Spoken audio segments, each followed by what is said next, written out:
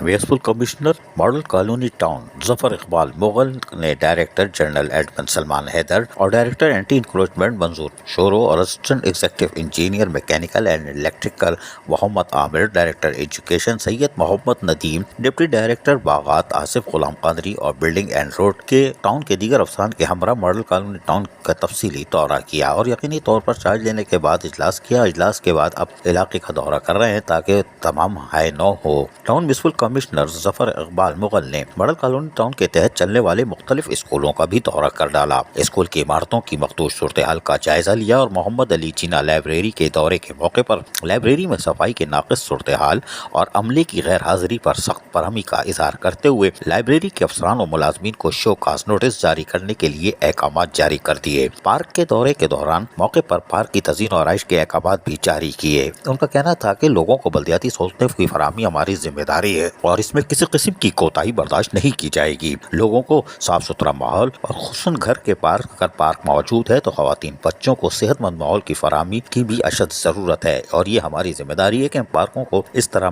رکھیں کہ خواتین بچے یہاں آ کے تر و تازہ ہوا میں یقینی طور پر ایک دوسرے ماحول میں سکون کے ساتھ چند لمحات گزار سکیں۔ عزیز عارف KBS بلدیاتی نیوز کراچی۔ ایسی ہی خوبصورت ویڈیوز فیوچر میں حاصل کرنے کے لیے ریڈ بٹن پر کلک کر کے اور بیل آئیکن کو پریس کر کے ہم سب کے سبسکرائبر بننا مت بھولیے۔